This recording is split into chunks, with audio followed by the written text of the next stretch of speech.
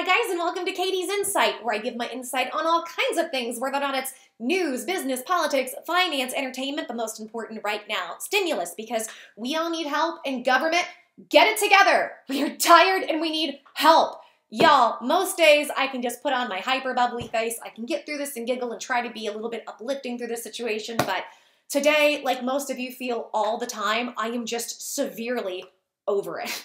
I am so done with these people. So where are we at? Let's do a recap. If you didn't see my video from earlier, you have to go check out my video from earlier because this is going to help give some guide points. I'll have links in the description and links in the cards, so make sure and go check that video out. But President Trump, if you remember, the tweets heard around the United States earlier this week where everybody freaked out because Trump said he is canceling stimulus, which would mean no stimulus checks for us. He's canceling it to the end of the election. Everybody freaked out. I said, y'all, slow your rolls. I understand you're scared, but it is okay because in this situation, Trump is going to come through. I think this is just a negotiation tactic and he's going to clarify. And sure enough, that is what's been happening. Now, he had an interview with Maria Bartiromo. Again, I go in detail on all of this, but he talks about the fact that they are in talks right now, that the talks have continued, and he basically admitted, he's like, well, I did this because the Democrats weren't being reasonable. Again, a negotiation tactic, which goes to show you, as I've said several times, guys, take everything these people say with a grain of salt, because remember, all these politicians use the media to be able to negotiate back and forth and argue back and forth and to intimidate one another back and forth. So make sure and go to your trusted sources on news when it comes to breaking down and figuring out what's actually going on, versus what you hear and what's really happening behind the scenes. So I just wanted to kind of go over that a little bit with you. And we have a lot of other stuff. Apparently Trump is canceling the debates. We have more details on that, which is insane. Also, we are like a half step away from getting bigger stimulus checks per what Trump is saying and a bigger package and more help for us, which we're going to go into. And then finally, we're going to get into Trump and this video he put out about his health and Regeneron. Regeneron. I don't know how to pronounce it. I think it's Regeneron. But we're going to get into all that. But before we do, guys, I started again my $100 gift card giveaway. It's so simple. To be eligible, this is all you have to do. Like our video, subscribe, hit notifications, comment, share the content, boom. That's it. You're eligible. That's it. Now, we're not doing this for any other videos except one of the videos from yesterday, yesterday's first video. I will have links in the description, links in the cards of that video. So make sure, go watch that video from start to finish. Like the video, subscribe, hit notifications, comment, share the content, and then we will get up and running. And tomorrow, I will announce a winner for that video. Make sure and reserve your spot for that. And guys, as a special favor, if you could do as much as you can, if you could like the videos, if you haven't subscribed, make sure and subscribe. If you're subscribed, you haven't hit notifications, make sure and ring that notification bell. Leave as many comments as you want, as you can. In fact, guys, the more comments you leave, the more you're eligible. So just go nuts with the comments, and that helps the channel greatly.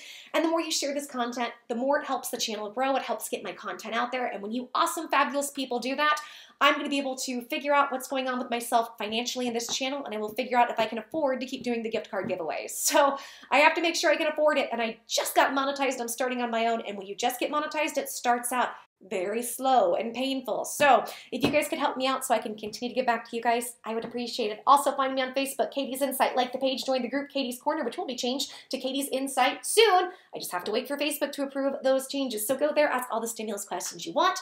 Let's get into stimulus. So I've got to pull my computer up and get some of my notes out. All right, guys, so we have information. If you guys remember, in the last video, I touched on this.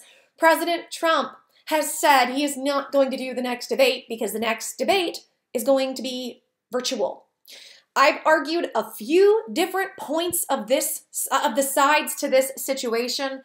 I can understand why Biden's team wants to do it virtually, not only because Biden is untrustworthy in front of the camera, because his neurological stuff, whatever may be going on, we pray for him, is going to kick in. Unfortunately, it can at any time. Last debate, he was on fire. I don't know if he was taking that same dexamethasone that President Trump has taken, but he was on it, man. So, I think we were all super impressed with the fact that he didn't fall asleep, that he was coherent, right?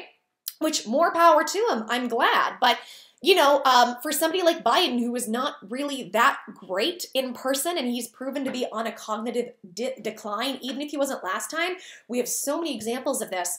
This would sway it in his favor. But I can also understand his campaign saying, hey, it's too big of a risk. Now, to counter that, when it comes to President Trump, I could see President Trump people, apparently they've been testing him and he's now testing negative for the virus. And like, he's testing where it's negative for him to be spreading the virus. So I can hear people saying, okay, well that debate debate is going to be in 15 days. Not 15 days, it's going to be the 15th. 7 days, right? It's on the 15th. That's 7 more days when he's already testing that there's no sign of the virus with him. He's not, a carrier of it. He's not giving it to people. So what are you scared of? But I can also counter it with this. If everybody in the White House, one by one, is going down having this, it would not be very safe at this point in time for Biden, unfortunately, for Biden and his people to be around Trump and his people, because who knows who's carrying it with Trump's people. There's over 30 plus people in the White House who have gotten this unfortunate illness. I can see this from each side. The side that I won't talk about too much, but I keep alluding to is, I'm sorry, the timing seems so suspicious with Trump and the White House getting this 3 weeks before the election. When they've been out there, they've been on the campaign trail, like everybody's getting it now one by one. I'm not saying I'm not saying I have any evidence. I'm saying it doesn't look right. Something looks off. And we know our government's penchant wanting to go and poison its own people, especially medically. They've done this for a long time with different people, different places, different communities, especially minorities. They love to experiment on minorities. So all I'm going to say is it looks suspect. But I can understand, my point is to say I can understand both points of view when it comes to this and when it comes to whether or not to do the debate.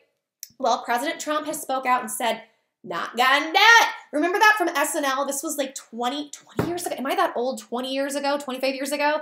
Remember Dana Carvey would do President Bush? Not gonna do it. I love that. So yeah, he's not up for this, and he has said he's not going to do it. And in fact, in the interview with Maria, he was saying stuff like, I'd rather hold a rally. I wanted to do one last night. I want to do one tonight. But blah, blah. And I was just sitting there thinking, man, you even saying you want to do rallies right now when you're just coming off this virus looks bad. It looks bad because you should probably still be looking like you're quarantining. I get what he's trying to do. He's trying to show strength as a leader and get back out there. But when not just you, but everybody around you has it, it is not a good idea for y'all to be traveling around talking to people right now. It's not. So the fact that he was already putting that idea out there into existence, I was just like, I'm praying for you because you're making another stupid looking move. Well, then he takes it a step further. So we have one of his campaign managers, one of the heads of his campaign, who just did an interview where she announced Trump is not only not going to the virtual debate, which on some level makes him look bad. I hate to say it, but it does. But then he's going to hold a rally that night instead. And I get why he's doing it. He's like, I want to be out there in front of the American people. I want to show strength. I want to be out there interacting. I get it. But in this situation, to the American people, it does not look good. For the people like me who are in the middle, that silent majority that just weighs info and knows they're all crazy and knows they're all horrible and wants nothing to do with them, this is the stuff we look at and go, and this is how it looks. So I want to go ahead and go into detail. Let's go ahead and play this clip and then we'll talk about it. Let's take a look. President Trump literally moments ago with Maria saying he will not participate in a virtual second debate. Erin Perrine with us, Trump 2020 Director of Press Communications. Erin, I understand he's not going to do the virtual debate. Is he going to hold a rally instead?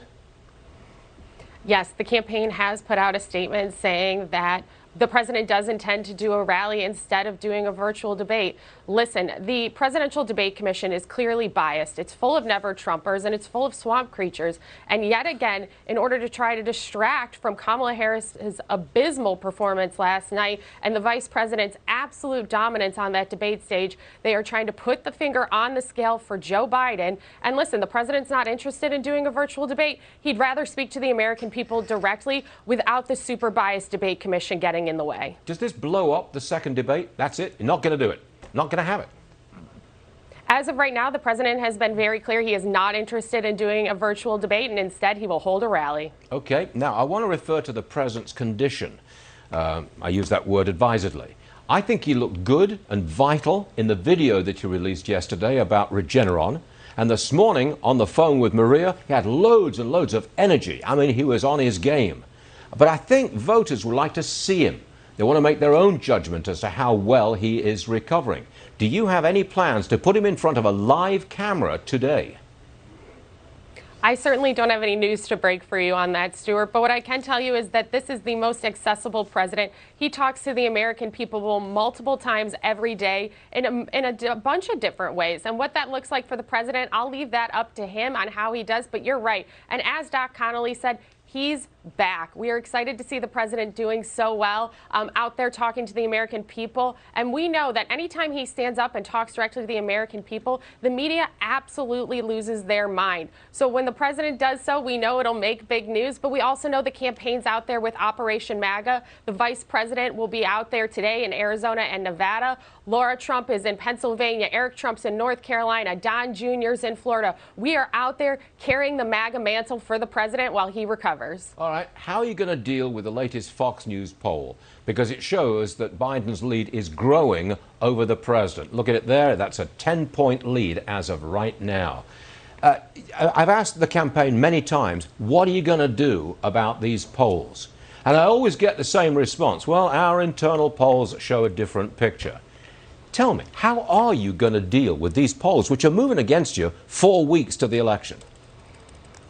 Well, if polling was any actual indicator of what was happening, you'd have President Hillary Clinton and not President Donald Trump. But we know polling is notoriously wrong. And listen, the media covers the president 95% with negative coverage. So it's our job with the president, with the vice president, with the army for Trump to stand up and get the facts out there. Listen, the economy is one of the top issues, and we know nobody has built a hotter economy than President Trump. You heard last night that Kamala Harris said on day one they would get rid of the Trump tax cuts. That means taxes will be raised for middle-class families. That means goodbye opportunity zones, goodbye doubling of the child tax credit, and it means that we will raise our business tax rate higher than communist China. That's economic devastation. Okay, in the campaign battleground states, do your internal polls show the race narrowing or getting more in Joe Biden's favor?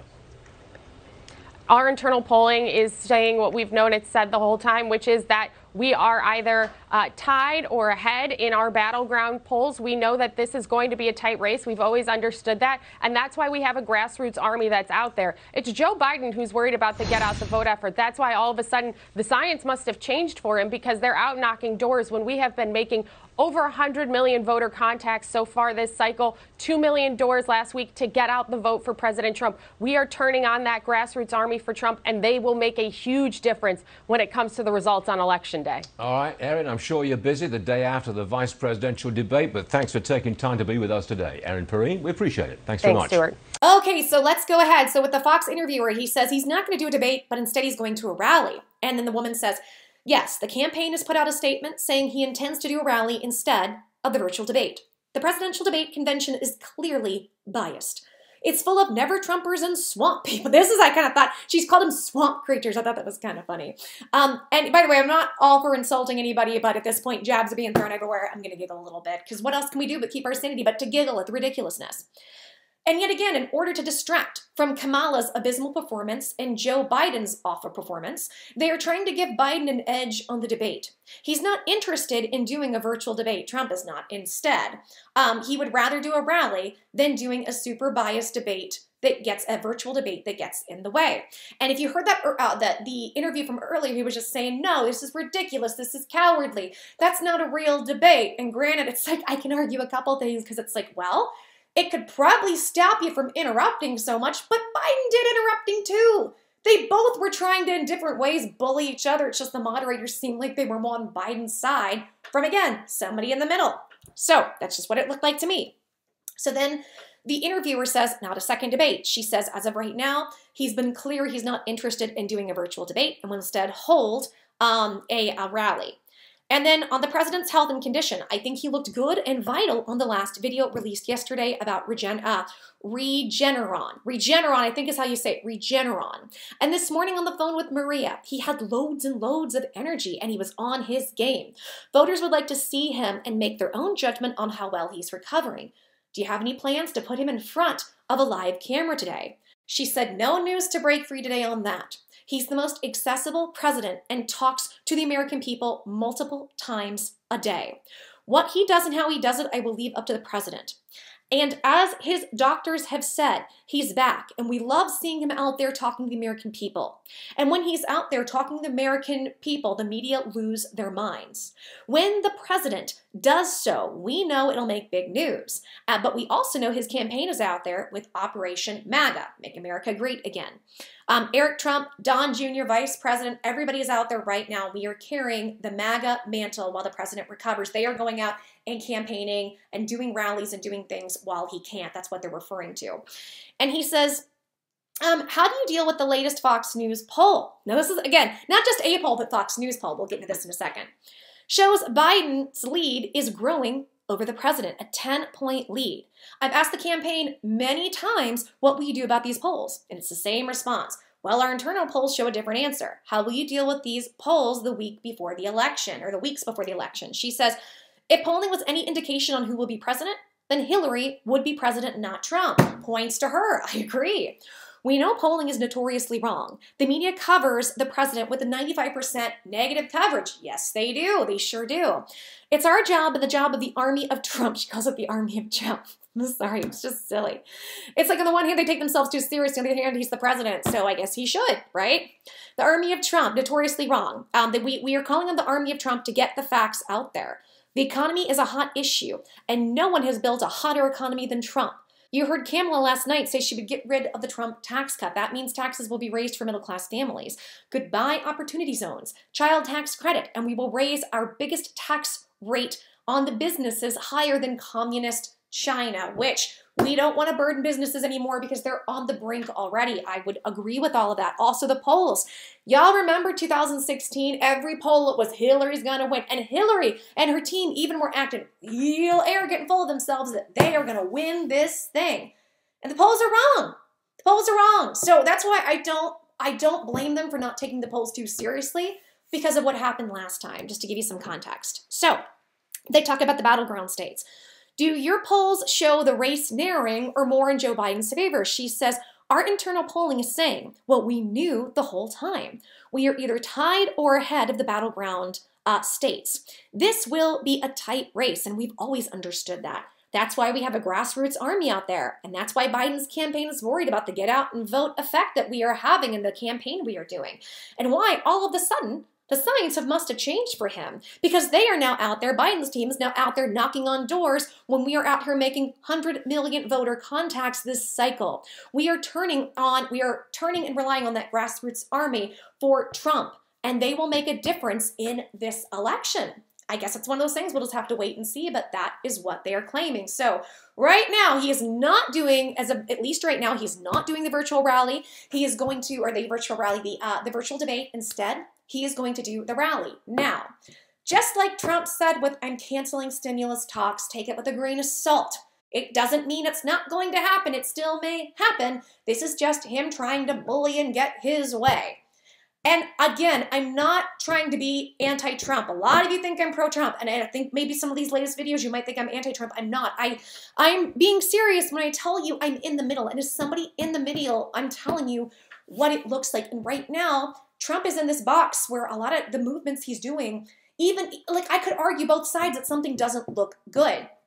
I understand why he doesn't want to be on the virtual debate. I get that. But for him, acting like he refuses it all is ridiculous. I think for him, communication is his issue a lot of times. He needs to come out and say, I will be there on October 15th if it is not virtual. Let's do this not virtually. But for him to just be like, canceled doing a rally, this now puts the responsibility on him as to why it's not happening, where instead, if he were to come out and say, I will be there October 15th in person, if, Biden doesn't show up, he's the loser, he could change these optics, in my opinion, in the way that he's appearing to the American people.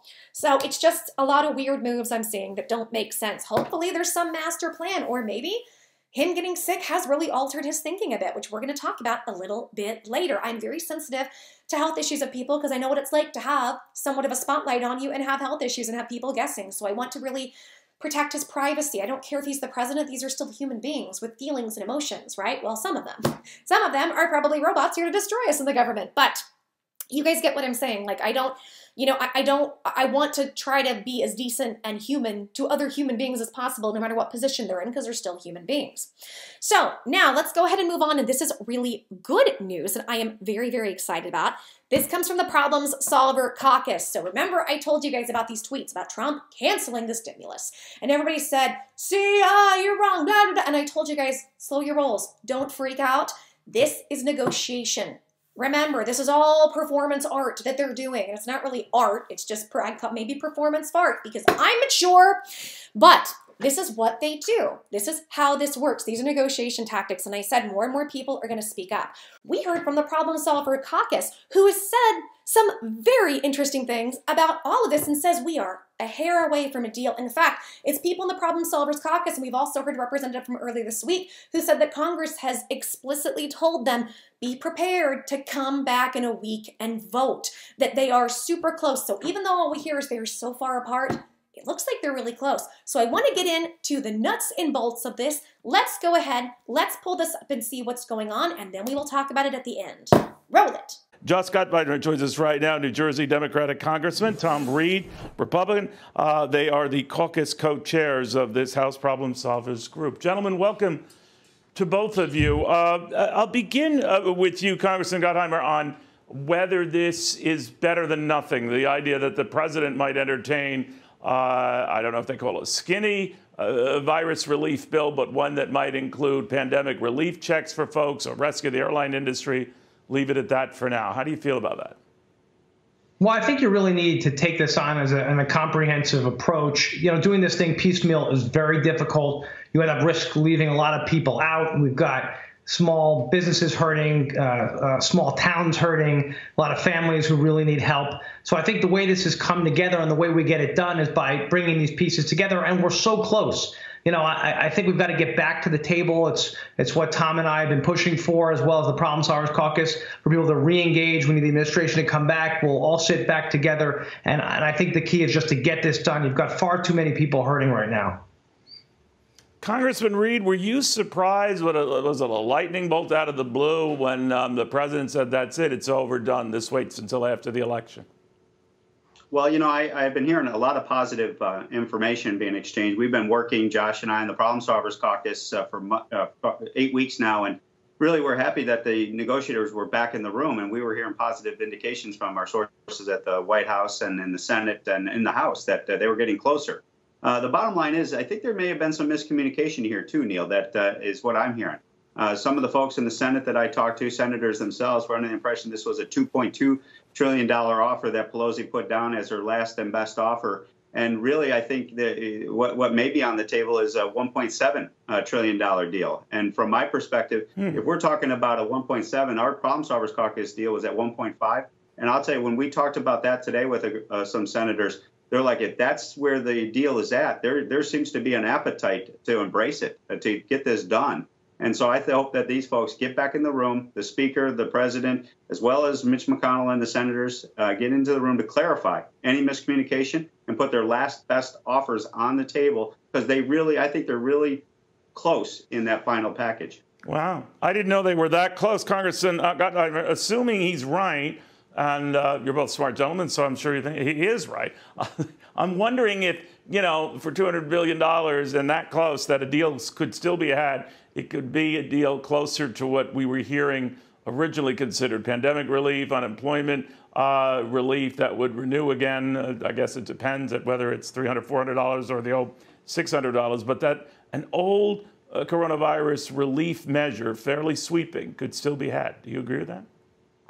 I think what I understand, you know, and I agree with Tom, is that we're actually very close, and all the parties, you know, the Secretary of Treasury and the and of course the Speaker were in the room, really close to getting there, not wanting to quit on the American people. And what's really important, Neil, as you know, is less about the top line number and more what's in the number. What programs are we doing? We're doing, you know, how are we helping people with stimulus checks and PPP, and helping people with unemployment, and standing by our restaurants and our airline workers. You've got a lot of people hurting. You got to make sure we've got that testing lined up, especially as we head into flu season. So the key is what's in there. And I think, as Tom points out, what often happens is people are speaking past each other. It's really important that we get everyone back into the room. It's what the Problem Solvers Caucus was so focused on, just getting people, here's a framework for how we restart negotiations. And, we just can't walk away. And, the idea that we'd wait months now to help people is unconscionable. It's unacceptable. So let's get people back into the room.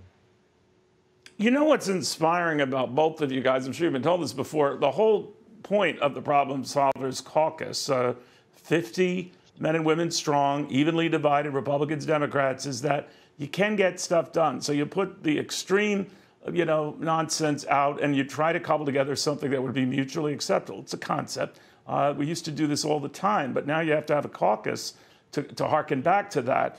Do you think after this election, regardless of who wins, we can return to that kind of stuff? I'll begin with you on this, Congressman Reed. I absolutely agree with you, Neil. We need to get back to that and be proud Republicans and proud Democrats, like I know Josh is and the members of the Problem Solvers Caucus on the other side of the aisle, but respect each other, listen to each other, work with each other, because at the end of the day, we shouldn't always be about who's going to win the political battle, but how do we work together to win for the American people? And that's what we're all about in the Problem Solvers Caucus. And when Josh and I have a disagreement, we work it out. We stay in the room to find out where are we coming from. Listen to each other, respect each other, trust each other so that you don't miscommunicate and you find that common ground that you can agree upon. And that's why this deal right now with this COVID-19 deal, I'm not giving up on it. I know Josh isn't giving up on it. We are very close, and they just need to get back in the room and finish this off for the American people. And Neil, I think just adding to that, Congressman Gottheimer?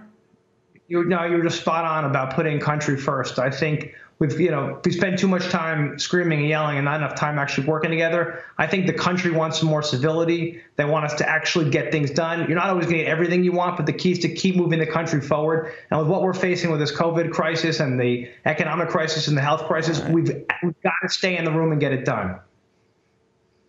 Gentlemen, you lift my spirits that hope springs eternal, that two sides could talk to one another, disagree, but you don't have to be disagreeable. You don't have to take cheap shots. I wish you well. I'm sure you'll cobble together something. I think it was John Kennedy who once said that at our core, we're human beings. We all breathe the same air. So let's keep that in mind. Hope springs eternal, and let's hope we keep to that. Okay, I'm going to go over a couple little quotes. I have an article, but I don't want to read it because I'm too tired, and you guys probably don't want to hear it either. So that's fine. We'll get a pass. So one of them had said, the Problem Solvers Caucus had said, we are within inches of getting a deal done. Let's not walk away now.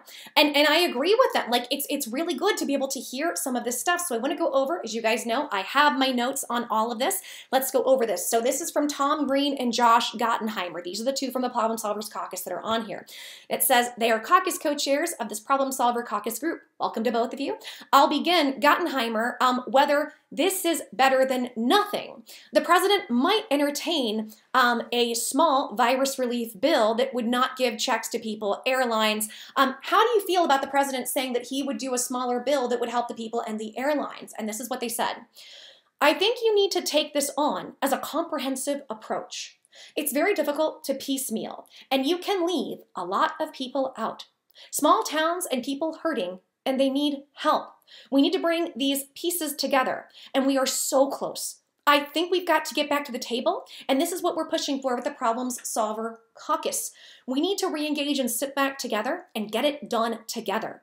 We've gone too far, and too many people are hurting now. If you guys don't remember, let me give you a little update. The Problem Solvers Caucus had put out their own bill that looked and was, from what we can tell, fantastic in regards to stimulus. This was a great bill. It was $1.5 trillion, and it really touched on a lot of things. It did automatic stabilizers, unemployment, stimulus checks, even possibly more than one round with the automatic stabilizers. It gave money for PPP, eidl. eidl has been dead. We haven't heard anything about that, and they gave money to that. So this was one that a lot of people were getting behind. But even Mark Meadows had touted a couple times, this is great, we want to do this. But nobody seems to be interested. And so the Problem Solvers Caucus is basically people from both sides of the aisle that come together and try to get bills, resolutions, things passed to be able to help people without or as little as the political BS as you can get, just to give you some insight. So they said, were you surprised when the president said stimulus is done? And one of them said, I've been hearing a lot of positive information being exchanged. We've been working on the problem solver caucus bill now for 8 weeks, and we are happy the negotiators are back in the room and hearing positive indications that they are getting close. I think there was miscommunication here. That's what I'm hearing. Other senators were saying it's a $2.2 trillion offer as last and best offer. That's from Pelosi. That was her last and best offer. And really, I think what really may be on the table is $1.7 trillion. From my perspective, we are talking about $1.7 trillion, and our bill is $1.5 trillion. Then there seems to be an appetite to embrace this and get this done. The Speaker, McConnell, President, Senators get into a room and clarify any miscommunication and put the last best offers on the table. They are close in that final package. So this is interesting. It looks like there was supposed to be 1.7 instead of 1.6. And when you look at that, that's 0.5 away. That's getting closer and closer, which is what we need and I've been talking about. And then the person said, wow, I didn't know they were that close. Assuming he's right, I'm wondering if, for $200 billion, could this still be had? It could be a deal closer to the original bill, pandemic relief, unemployment relief, that could renew again, depending on if it's 300, 400, or 600 a week on unemployment. And on the old virus relief measure, it's fairly sweeping. We could still have a deal there. Do you agree with that? And he says, I agree with Tom. We are very close. Mnuchin and the Speaker were in the room and they were really close to getting there. We don't want them to quit on the American people. It's more important, not the number, that's there, but the programs that are being supported in the numbers. We helping with stimulus checks, PPP, unemployment, airlines, restaurants, a lot of people hurting, and we need testing lined up while we go into flu season. That's in there. Everyone's speaking over one another, and we need to get back into the room and get a framework for restarting negotiations. We can't just walk away. The idea that we've waited months now to help people is unconscionable. Yes, triple amen from all of us. Let's go back and get people in the room. And then this is the interview. You know what's inspiring? That while the whole point of the Problem Solvers Caucus, we can get stuff done. We put out extreme nonsense and come together and we get things done. We used to do this all the time, but now we need a caucus to hearken back to that. Do you think after this election we can get to a place where we can come back together and get things done? And then they say, I agree with you. We need to get back to that and be proud Republicans and proud Democrats. Respect one another. Listen to one another. Work with one another. At the end of the day, it shouldn't be who wins the political battle, but how we come together to win for Americans. When Josh and I have a disagreement, we stay in the room, listen to one another, respect one another, trust one another, work it out so that you don't miscommunicate and you find the common ground and you can agree upon it. That is why we aren't giving up on this deal. We are very close. We just need to get back in the room and do this for the American people. And he says, you were spot on about putting the country first. He's like, we spend too much time screaming and yelling and not working together. The country wants more civility to keep moving forward. What we need to do is stay in the room through this virus crisis and the economic crisis. So guys, this is good news because this says that there could have been miscommunication between everybody, and we're now not just 0.6, we're 0.5 away. The closer that gap gets to getting closed, the closer it is to us getting help. But keep in mind the wild card. The wild card is that President Trump can step up and do his own executive orders when he so chooses. And speaking of the wild card himself, I want to break this down because like we were talking about in this last video, Trump had put out a video talking about his health and talking about what happened to him. So I want to go over this. I just have a few notes and I want to just touch on this to kind of give you some insight. So let's go ahead and let's pull it up and let's see what he had to say. Hi, perhaps you recognize me. It's your favorite president. And I'm standing in front of the Oval Office at the White House, which is always an exciting place to be. I got back a day ago from Walter Reed Medical Center. I spent 4 days there and didn't have to. I could have stayed at the White House, but the doctor said, because you're president, let's do it. I said, fine. You tell me what to do and I'm going to listen. These are great professionals. They've done a fantastic job. And by the way, not only at Walter Reed, all over the country, we have the greatest doctors in the world. We have the greatest nurses, the greatest first responders, law enforcement, by the way, incredible. Firefighters, everybody, they're just great. We have great people. This is a great country. But I spent 4 days there and I went in, I wasn't feeling so hot. And within a very short period of time, they gave me Regeneron. It's called Regeneron. And other things too, but I think this was the key. But they gave me Regeneron, and it was like unbelievable. I felt good immediately. I felt as good 3 days ago as I do now. So I just want to say we have Regeneron. We have a very similar drug from Eli Lilly, and they're coming out, and we're trying to get them on an emergency basis. We've authorized it. I've authorized it.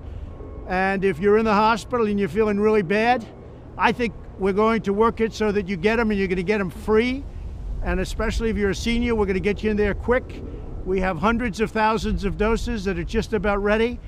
I have emergency use authorization all set, and we got to get it signed now.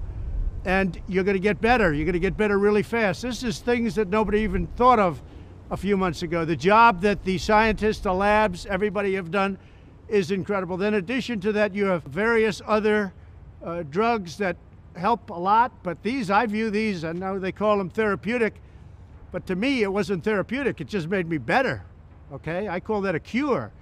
So I want to get these things done. So we have to get them done, we have to get them approved, and I want to get them to the hospitals where people are feeling badly. That's much more important to me than the vaccine. But on the vaccines, we have many companies that are in final stages for the vaccines, Johnson & Johnson, Moderna, Pfizer, all great companies, but many of them. And we're going to have a great vaccine very, very shortly. I think we should have it before the election, but frankly, the politics gets involved, and that's okay. They want to play their games. It's going to be right after the election. But we did it, nobody else. Nobody else would have been able to do it. The FDA has acted as quickly as they've ever acted in history. There's never been a time, and no president's ever pushed them like I pushed them either, to be honest with you. But the FDA is approving things in a matter of weeks that used to take a matter of years. So we have these drugs, Eli Lilly and the others that are so good, but they are, in my opinion, remember this, they're going to say that they're therapeutic, and I guess they are therapeutic. Some people don't know how to define therapeutic. I view it different. It's a cure. For me, I walked in, I didn't feel good. A short 24 hours later, I was feeling great. I wanted to get out of the hospital. And that's what I want for everybody. I want everybody to be given the same treatment as your president, because I feel great. I feel like perfect. So I think this was a blessing from God that I caught it. This was a blessing in disguise. I caught it. I heard about this drug. I said, let me take it. It was my suggestion. I said, let me take it. And it was incredible the way it worked, incredible. And I think if I didn't catch it, we'd be looking at that like a number of other drugs. But it really did a fantastic job. I want to get for you what I got, and I'm going to make it free. You're not going to pay for it. It wasn't your fault that this happened. It was China's fault. And China's going to pay a big price, what they've done to this country. China's going to pay a big price, what they've done to the world. This was China's fault. And just remember that. So we're going to get you the drug. It's going to be free. We're going to get it into the hospitals as soon as you can, as soon as we can. And you'll see some amazing things happen because we have, our military is doing the distribution. It's called logistics.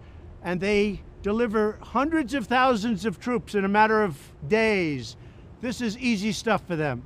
Our generals already, we're waiting for the emergency use authorization, and the drug companies have just made a lot of it.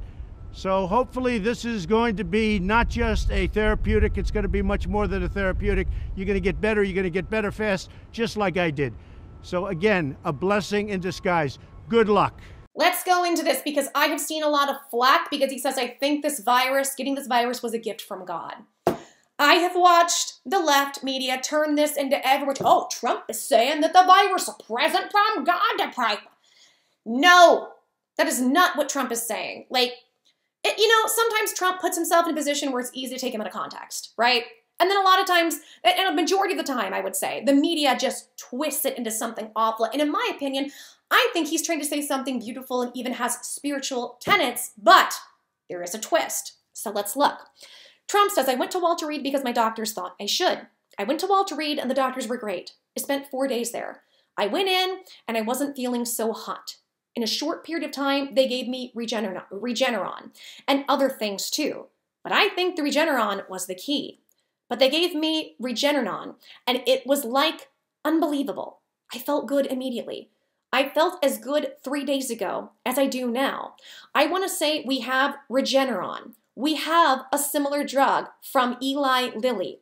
They are coming out and we are getting them on an emergency basis. We've authorized it. We have authorized this. If you are in a hospital and you are feeling bad, we're going to work on it so you can get this for free. If you are a senior, we will get it to you and get it to you quickly. We have hundreds of thousands of doses almost ready. I have emergency use authorization ready. We've got to get it signed now and used to get it to people so they can get better quickly. This is something we didn't have a few months ago. We couldn't even think of a few months ago. The jobs the scientists and the labs have done are very incredible. You have various other drugs that help a lot, but these, I view these therapeutics, they made me better.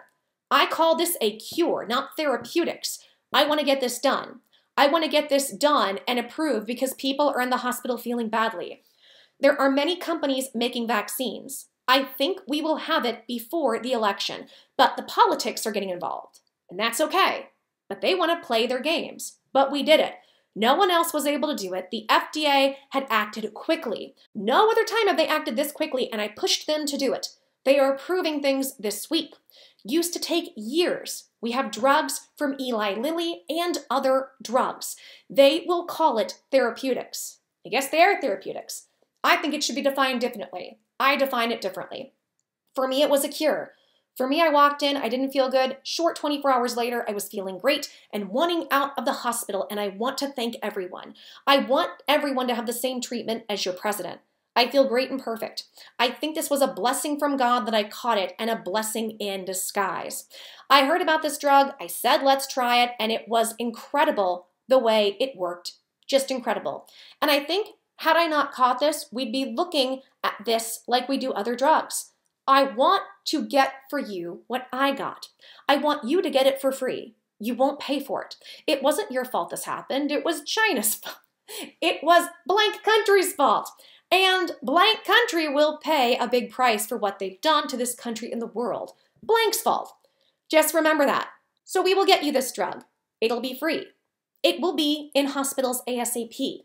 You will see amazing things happening because we have a military doing distribution. They deliver 100,000 troops in days to give people this stuff. This is easy stuff for them.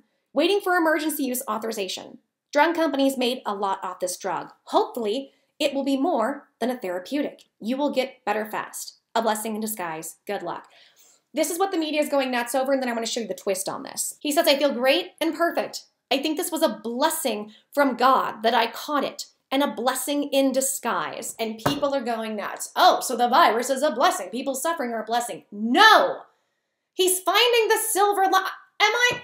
Do I even need to break it down for anybody? Because you people watching this, I think, are smart enough to understand this. He's not saying that it's a gift that everyone is suffering, although I have a spiritual belief that even through suffering, there is a gift there. Not that you should ever wish suffering on somebody, but through suffering, we become better, we become stronger. And I think he's saying here that he's not looking at this as, woe is me, I'm cursed, I caught the virus. He's saying, he's turning this into a positive and saying, I think this happened to me because there might be a higher calling or purpose for me to help other people with this. And why are people losing their minds about that? That's a beautiful sentiment to put out. I put out that kind of sentiment about the things I've gone through. As much as things have been awful and I would not wish them on anybody, certain things I've gone through, certain things you've gone through that I can't imagine, right? We all have our battles. At the same time, I'm going to look for the blessings in there. I'm going to look for the silver linings. What positive can I take? What did I learn from this? And the fact that that's what he's putting out there, I don't think is negative. However, there is one interesting point, and this is where this twist comes in. Trump has ties to Gilead and the makers of Regeneron. He has ties. In fact, he had stocks and shares with them as early as 2017. Now, apparently in the last tax returns and what we've seen, he did not have the association, but he has had dealings with them before. So when he says, I heard about this drug, and apparently he's close with the owner of that company. Did he really hear about it? Is he friends with the owner? So then him putting this information out there, is it possible that somehow this is helping him make money? This is a twist that I wanted to bring up. A lot of people are bringing up. The answer is I don't know. It's possible that he's got good intentions. He knows the owner because he knows the owner. He heard about that drug more than anything else, tried it, it worked, and now he wants to help. It's possible that there is something shady. Unfortunately, I don't know, and I don't want to even speak that into existence and put it out there unless I have the information. I'm just giving you the different sides of the coin that I am hearing. Until I have more information, I'm going to go off of that Trump is trying to help people. That's the other thing. If he was trying to just make money off of this, why is he saying he wants to give it away for free? Remember how big, that the Republicans are when it comes to socialism medicine, but isn't this kind of what that would be? Isn't this a form of not just social? This is the other thing. I've lived in a socialist country. In fact, I lived in France, where in France, and this is what people understand, socialism and democratic socialism and communism are three different things. But there are democratic socialist countries that have socialist types of programs that work. And so I do think it's interesting that Trump is all of a sudden saying we want to get this for free. Isn't that a type of, a social democracy? But I'm also of the mindset that we need to have, if not free, extremely cheap healthcare, because you should not have to get sick and lose everything. It's a nightmare. I've been through it twice now. It is abysmal. And you shouldn't have to go through that, especially when you have all these mystery illnesses that doctors don't know how to fix because we have all these crazy new issues from putting all these chemicals and heavy metals into the water. So these are just things to think about. But I wanted to go ahead and give you both sides of this debate and give you all this information and let you know where we are at with stimulus. Okay, guys, if you like this video, please help me out and give me a big thumbs up. Like the video, subscribe. If you haven't already, hit notifications so you can be notified what is coming in the pipeline for you and your stimulus money. Sound off in the comments. I want to hear everything. Let me know what you think about all of this. Where do you lean on all these issues? And guys, please share this content with as many people as you know that are struggling right now. People who are on unemployment, waiting for stimulus checks, SBA loan and grant, paying your bills, issues with finances. I've got tons of tools and tons of resources to help you through this very difficult time. And guys, the more you like, subscribe, comment, notifications, and share the content, the more this channel can grow. And the more this channel can grow, the more things we can do to give back to you guys. Like I said, we're doing a $100 gift card giveaway to be eligible. Like the video, subscribe, hit notifications, comment, share the content, boom, you're eligible for the video that's going to be in the description. So make sure and go check out yesterday's video to do that. And if you guys could help me and make sure and just like, comment, share for all the videos, subscribe if you haven't, and hit that notification bell if you're subscribed, because all of that helps me be able to make more money so I can figure out how much I actually have to be able to give away. Because this isn't a joke. It's not a scam. I actually do give away these cards, so that's why I stopped it now. Like, that's the thing. If it were a scam, wouldn't it be to my betterment to just, like, all of a sudden restart this at the get-go if I wasn't going to pay anybody? That would help me restart this channel, but I'm not going to do that because I actually care about you guys and I want you to have money. If I can afford it. Again, big if. So we will have to wait and see. But I just wanted to tell you guys how much I love you and appreciate you. Follow me on Facebook, Katie's Insight, like the page, Katie's Corner, join the group. It will be Katie's Insight soon. Go ask stimulus questions that you might have. I love y'all so much. I appreciate you guys so much, and I'm just so humbled every time I start to end one of these videos. I'm just like, remember how blessed you are that you get to do this for a living because you have the most amazing audience and the most amazing people following you. Take care, everybody. Blessings. Sending you lots of love until the next video. Lots of love and hugs. Goodbye, guys.